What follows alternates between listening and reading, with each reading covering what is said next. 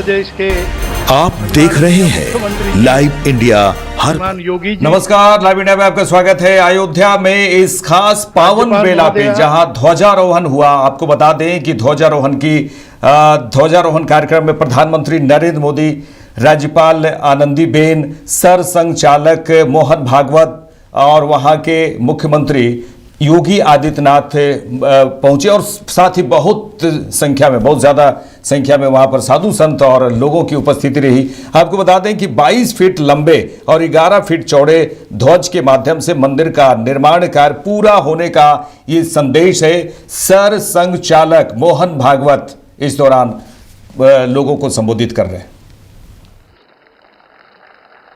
आज वास्तव में अशोक जी को वहां शांति मिली होगी।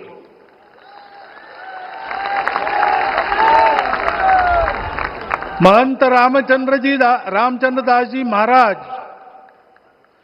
श्रीमान डालमिया जी, कितने संत, कितने गृहस्थ, कितने विद्यार्थी, उन्होंने अपना प्राणार्पण किया, अपना पसीना बहाया। जो पीछे रहे वो भी रोज ये इच्छा मन में व्यक्त करते रहे कि मंदिर बनेगा बनेगा, बन गया। और आज उस मंदिर निर्माण की शास्त्रीय प्रक्रिया पूर्ण हो गई, ध्वजारोहण हो गया।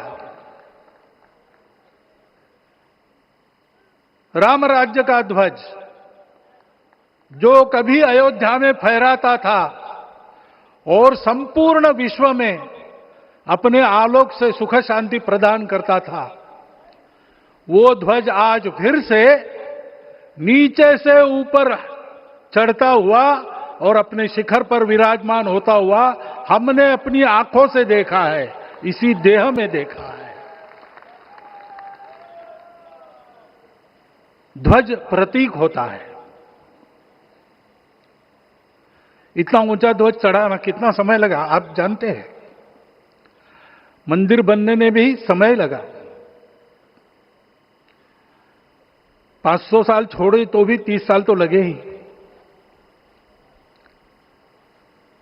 उस मंदिर के रूप में हमने कुछ तत्वों को ऊपर पहुंचाया है।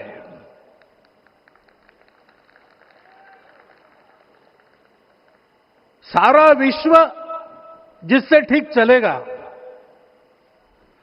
अपने व्यक्तिगत जीवन, पारिवारिक जीवन से लेकर तो सृष्टि जीवन तक सबका जीवन जिससे ठीक चलेगा,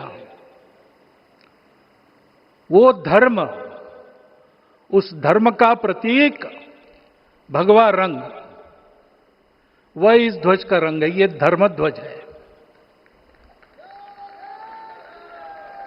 इस धर्म ध्वज पर रघुकुल का प्रतीक कोविदार वृक्ष है। वैसे रूप देखा जाए तो कचनार जैसे लगता है। और जो खोजी लोग हैं वो खोज कर कह रहे हैं कि मंदार और पारिजात दो वृक्षों का एक तरह से संकर है। दोनों वृक्षों के गुण, ये दोनों वृक्ष देव वृक्ष कहलाते हैं। दो देव वृक्षों के गुणों का समुच्चय ये वृक्ष है। और ये वृक्ष उस रघुकुल की सत्ता का प्रतीक है। वो सत्ता वृक्ष से व्यक्त होती है, जिसके बारे में कहा गया, छायाम अन्यस्य कुर्वन्ति तिष्ठन्ति स्वयं आतपे। सबके लिए छाया देते हैं, स्वयं धूप में खड़े रहकर। फलान्यपि परार्थाय, फल स्वयं उगाते हैं, दूसरों के लिए बांट देते हैं। वृक्षाः सत्पुरुषा इव, वृक्ष सत्पुरुष होते हैं। और कचनार के गुण औषधि भी है। कचनार के वृक्ष का अन्न में भी उपयोग है। सब प्रकार से उपयोगी इस वृक्ष का प्रतीक हमने लगाया है। धर्म जीवन ऐसा जीवन होता है। और ये जीवन जीना है, उस जीवन की प्रतिष्ठा करनी है, इस जीवन का झंडा शिखर तक पहुंचाना है। चाहे जितनी प्रतिकूलता हो, चाहे जितनी कठिनाइयां हो, साधनहीनता हो, सारी दुनिया स्वार्थ में बहती होगी, लेकिन हमारा संकल्प है। सूर्य भगवान उस तेज के, उस संकल्प के प्रतीक है। उनके रथ का एक ही चक्र है।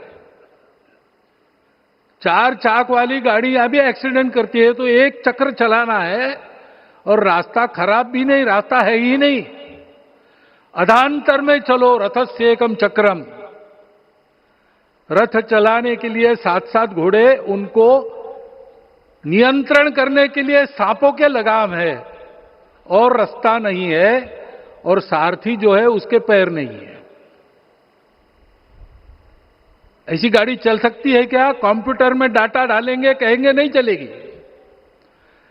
लेकिन बिना थके रोज पूरब से पश्चिम, पूरब से पश्चिम जाना आना सूरज भगवान कर रहे हैं। क्योंकि कार्य की सिद्धि स्वत्व के भरोसे होती है। हिंदू समाज ने लगातार 500 साल और बाद के दीर्घ आंदोलन में अपने इस स्वत्व को सिद्ध किया, और रामलला आ गए, मंदिर बन गया।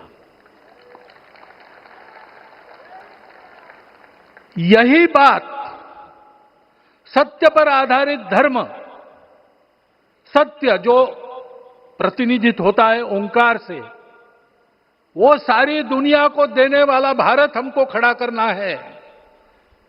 हमारे इस संकल्प का प्रतीक यह राम मंदिर, उसकी प्रक्रिया आज हमने पूरी कर ली है। यह धर्म, यह ज्ञान, यह छाया, यह सुफल संपूर्ण दुनिया में बांटने वाला भारतवर्ष खड़ा करने का काम अपना शुरू हो गया है।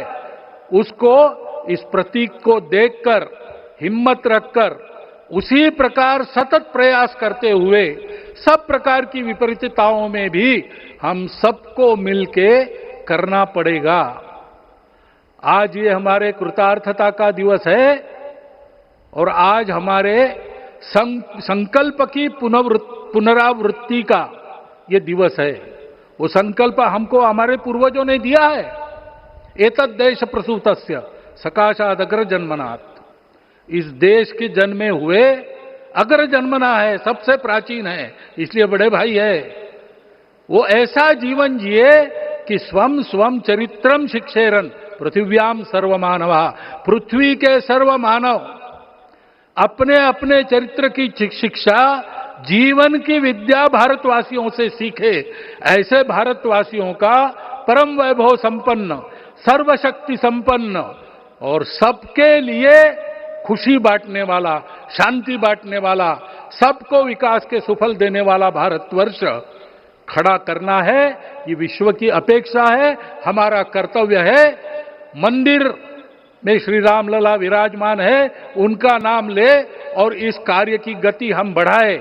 इतना एक विषय आपके सामने रखता हूं। जैसा सपना देखा था उन लोगों ने, रामदास स्वामी ने कहा था, स्वप्नी जे देखिले रात्रि ते तैसे ची हो तसे। ऐसा सपना उन्होंने देखा था, बिल्कुल वैसा। और मैं कहूं कि उन्होंने जो सपना देखा था उससे भी अधिक भव्य और अधिक सुंदर ये मंदिर बन गया है।